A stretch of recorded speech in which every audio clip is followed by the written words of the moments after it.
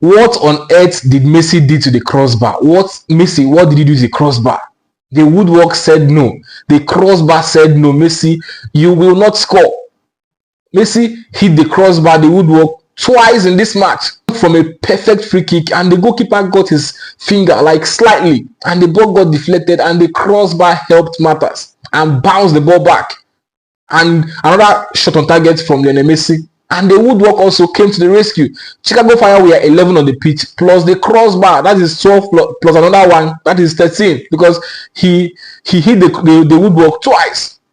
So 11 plus 2 is 13. They were 13 on the pitch, playing against 11 men Inter Miami. That is unfair. Those attempts from Lionel Messi, I expected them to be on target. Like, I was expecting the net to hold the ball, but somehow the crossbar, the woodwork came to the rescue, and it was actually a very balanced game. And I could say Chicago Fire actually had the most chances, the better chances in this game. They had a lot of chances to seal off this game, to actually hurt Inter Miami, score 1 or 2 goals, but somehow Ostare was always there to stop them, and it was actually a good performance from Ostare. Inter Miami had a good chance, but for me, Chicago Fire had the best chances in this game, and it wasn't actually a bad game from Inter Miami. I expected Jordi Alba to start this game. I don't know, Mascherano, why didn't you start? Messi actually played in the CONCACAF quarterfinals game in the midweek, same as Luis Suarez. So why did you bench Jordi Alba? Alba would have started this game. You know what Alba brings to the game. Immediately Alba came into the game, that wing, came into life. There was life in that wing. His overlapping brings so much width to Inter Miami's game. And immediately he came on, Messi started launching those long balls. And you saw what happened. Even Luis Suarez scored an offside goal from those long balls. He launched it for Jordi Alba, but Suarez got on the ball and scored an offside goal. So I don't know why he actually benched Jordi Alba. Alba was fit to play. He was fit.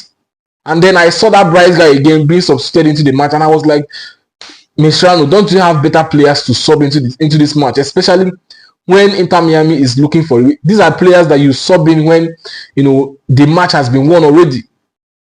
You should know your players better. You should know the players that can actually bring in results, that can actually produce results for you on the pitch. I was really disappointed seeing that Bright guy being subbed on. Not that he's really bad, but he doesn't really contribute much on the pitch. And he's always making errors, mistakes here and there, and I wasn't really comfortable with him on the pitch. But it is what it is. He actually had a fair game, not really a bad game like that of the last match against Los Angeles. This is the first match in this MLS season that Inter Miami is ending without scoring a goal.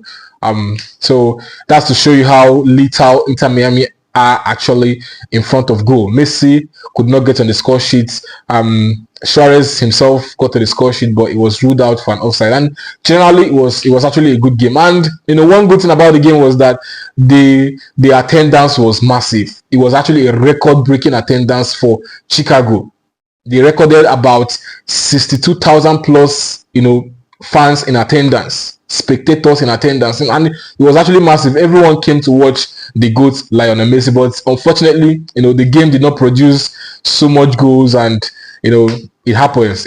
This is football. It's not every time that you will always get lucky seeing Messi scoring goals or assisting.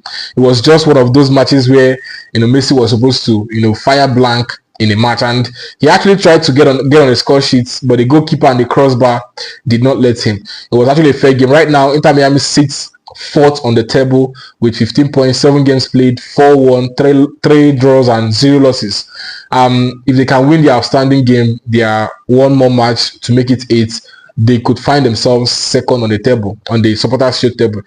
And do not forget, the team topping this table is Vancouver, and they are going to be meeting Vancouver in the CONCACAF Champions Cup semi-final. So that match is giving off tough vibes, because this team that is topping this table shows that they're actually doing well this season. They're actually very much in form this season, and until then we know what that match holds for Inter Miami, and I'm expecting Inter Miami to at least do their best and conquer this Vancouver and head into the finals. Once Miami gets into the finals, I'm expecting nothing less than a win. But let's take it one match at a time. Thank you.